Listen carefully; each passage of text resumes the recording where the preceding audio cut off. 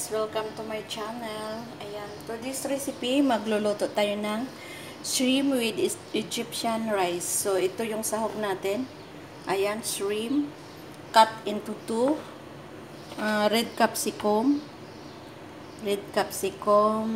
smoked paprika, oyster sauce, at saka kikuman soy sauce at saka butter, guys. Ayan. So, magluluto tayo. Yung rice na itong rice na Egyptian, guys, i-boil ko na siya. Ayan, mag-start na tayo. Lagyan natin ng butter yung pan natin.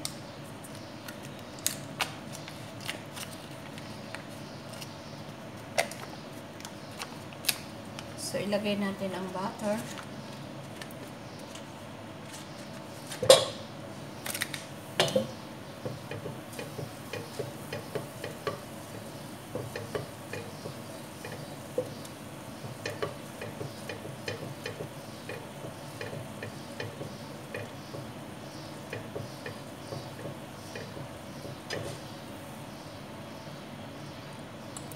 Ayan, guys, may butter.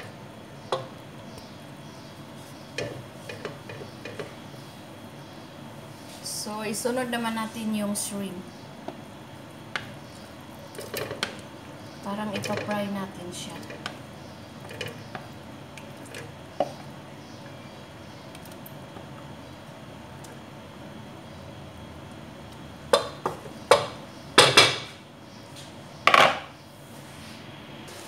Ayan na, guys. Ayan. So, i-add natin ang oyster sauce, guys. Mag-add tayo ng oyster sauce.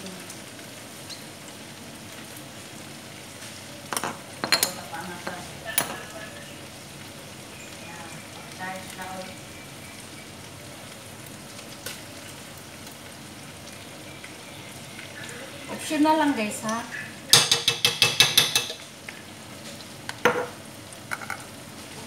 So, haluin natin. Ayan na. So, hahaluin natin. So, i-add natin ang capsicum, guys. Ayan.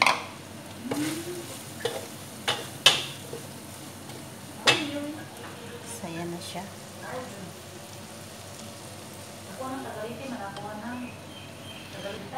Add din natin yung rice na binel natin. Egyptian rice to, guys. So, ayan siya, guys.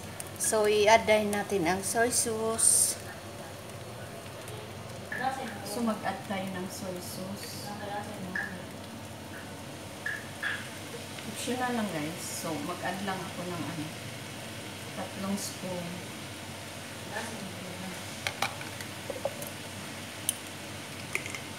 Mag-a-add din tayo ng oyster sauce ulit for the rice.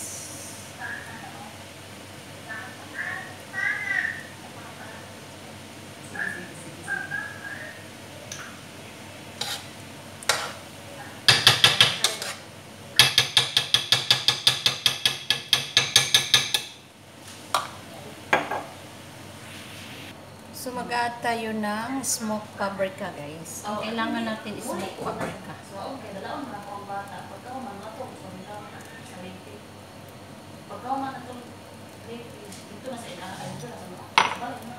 So, i-mix lang natin.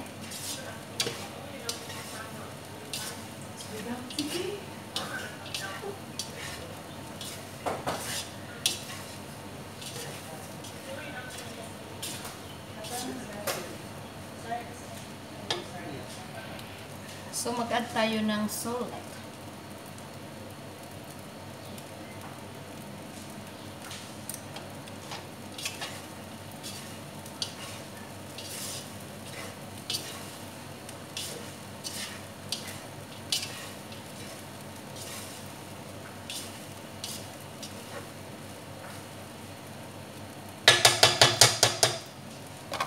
So, ayan na siya, guys. Ayan. I-cook natin yan siya ng 20 minutes. So, i-cover natin siya, guys. Ayan. I-cover natin ang pot. I-cook natin siya ng 20 minutes. Ayan na guys, finish na siya. Thank you for watching.